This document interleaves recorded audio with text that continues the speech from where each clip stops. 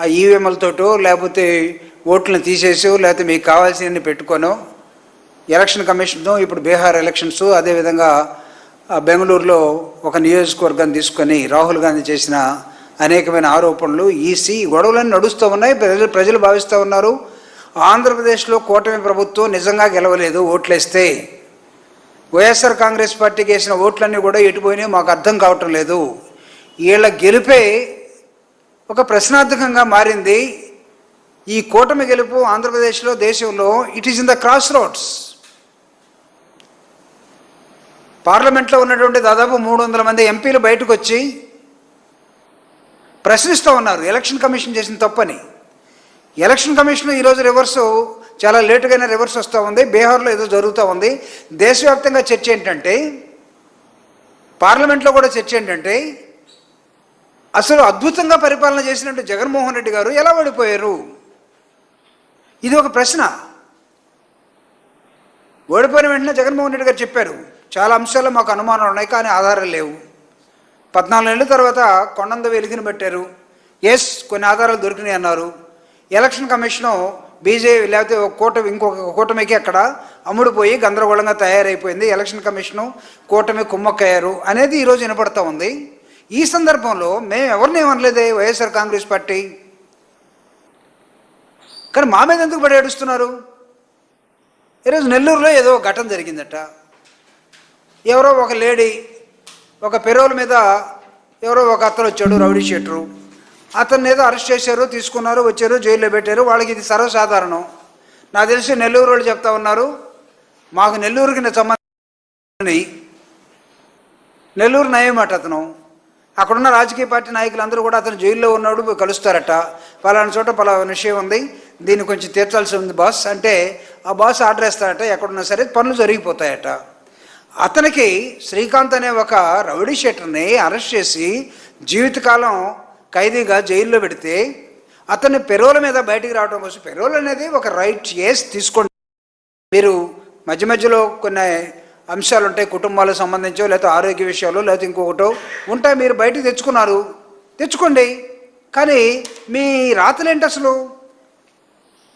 ఈనాడు రాస్తూ ఉంది ఇలాంటి జరగాలి, ఇలాంటి మామూలుగా ఎక్కడ జరుగుతాయంటే వైఎస్ఆర్ ప్రభుత్వంలో జరుగుతాయట. పెరోల్ మీద రావటం, అక్కడి నుంచి మళ్ళీ ఏదో దందాలు చేసుకోవటం, ఇవన్నీ వైఎస్ఆర్ పార్టీలో జరుగుతాయట, జగన్మోహన్ రెడ్డి గారి ప్రభుత్వంలో జరుగుతాయట.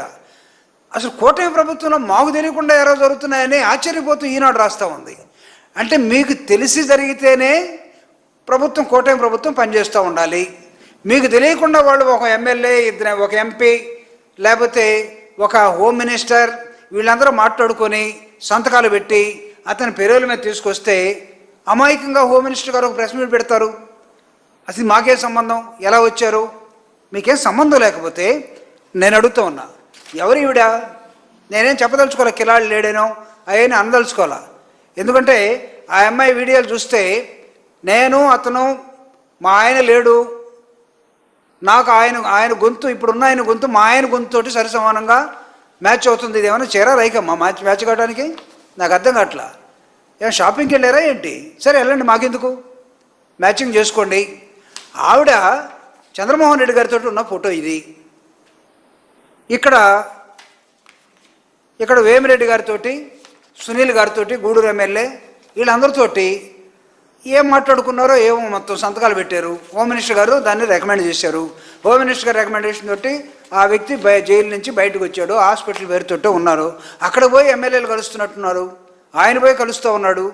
ఇవన్నీ మీరు ఏమైనా చేసుకోండి, మాకెందుకు అసలు? చిత్తకార్త ఏంటిది? మేము అడగలేదే. YSR Congress party in what way connected రాస్తారు వీళ్ళు. ఎంత జుగుప్సకరమైనటువంటి ఈనాడు వార్తలు రాస్తుందంటే, ఐపీఎస్ నుంచి మంత్రి వరకు వీళ్ళందరూ కూడా దాసోహం అట.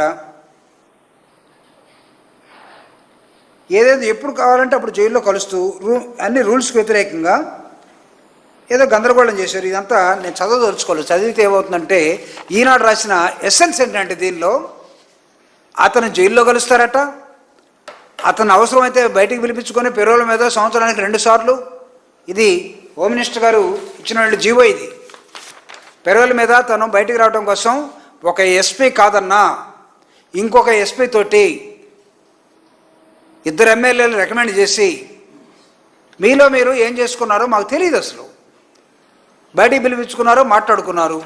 ఇంకా చెప్పాలంటే పాపం అరుణనే ఆ అమ్మాయి ఎవరో చెప్తూ ఉంది, మేమిద్దరం లవ్ చేసుకున్నాం, పెళ్లి చేసుకోవాలనుకుంటున్నాం, మా కుటుంబాలన్నీ కూడా ఒప్పుకున్నాయి. చేసుకోండి. చేసుకుంటే వైఎస్ఆర్ కాంగ్రెస్ పార్టీకి ఏంటంట అసలు ఈరోజు ఎల్లో మీడియా వార్తలు ఎలా ఉన్నాయంటే, న్యూస్ ఎలా ఉందంటే చాలా దారుణమైనటువంటి వార్తని ఈరోజు ప్రచురించి వైఎస్ఆర్ కాంగ్రెస్ పార్టీ చుట్టూరు ఈ అంశాన్ని తిప్పుతూ ఉన్నారు. జైల్లో ప్రేమలేఖలు మాకు అనవసరం అండి, పెరోల్ మీద మీరు వచ్చున్నారు, మీరు తెచ్చుకున్నారు. పెరోల్లో వచ్చిన వ్యక్తి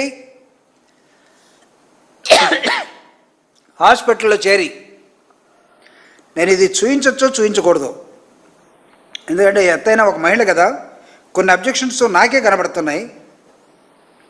it is better not to display అన్నట్టుగా.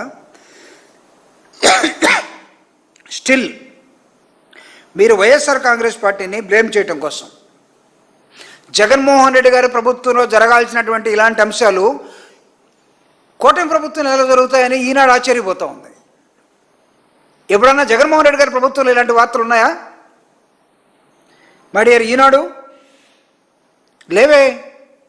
అంటే మీకు తెలియకుండా ఏదైనా కూటమి ప్రభుత్వంలో జరిగితే మీరు దానికి వైఎస్ఆర్ కాంగ్రెస్ పార్టీ ప్రభుత్వానికే కనెక్ట్ చేసి, అక్కడైతే పర్లేదు మాకు తెలియకుండా జరిగినాయి, ఇక్కడ ఎట్లా జరుగుతాయని మీ ఆశ్చర్యానికి వైఎస్ఆర్ కాంగ్రెస్ పార్టీ ఎందుకు బలి కావాలి? అసలు దిస్ ఈజ్ టూ మచ్. ఎంత దరిద్రమైన వార్తలు రాశారంటే, నాకు తెలియకుండానే చూపించకూడదు అనుకుంటానే నేను మీకు కొన్ని అంశాలను చూపిస్తున్నాను. If somebody having any objection, I'm sorry, but still my conscious is telling to me, చూపించండి, నో ప్రాబ్లం అని చెప్తా ఉంది. దాని ప్రకారం నేను చూపిస్తున్నాను.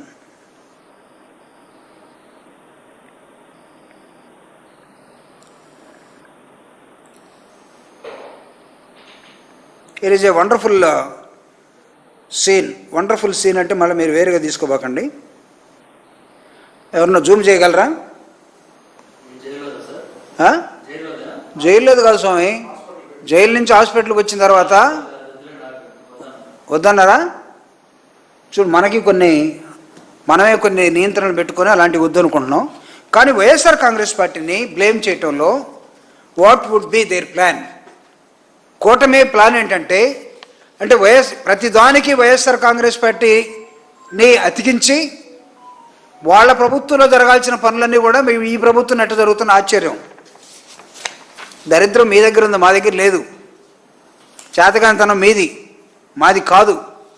ఈరోజు పెరోల్ మీద వచ్చినటువంటి ఒక వ్యక్తి ఎలాంటి తీవ్రవాదో, లేకపోతే ఎలాంటి అరాచకవాదో, ఎలాంటి గోండానో నేను మొట్టమొదట నా ప్రియాంబులోనే చెప్పాను. జూనియర్ నయం నెల్లూరులో పిలుస్తారు.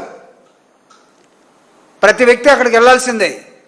అక్కడి నుంచి కన్సల్ట్ అయ్యి అక్కడి నుంచి పనులు చేయించుకునే నేపథ్యంలో నెల్లూరులో ఉన్న రాజకీయం అక్కడ నడుస్తుంది. ఇప్పుడున్నటువంటి తెలుగుదేశం పార్టీలో ఒక ఎమ్మెల్యేకి, ఒక ఎంపీ గారి దగ్గర ఉండే ఇంకొక వ్యక్తికి పడక ఇవన్నీ బయటకు వచ్చి దాన్ని ఎలా సరిదిద్దాలో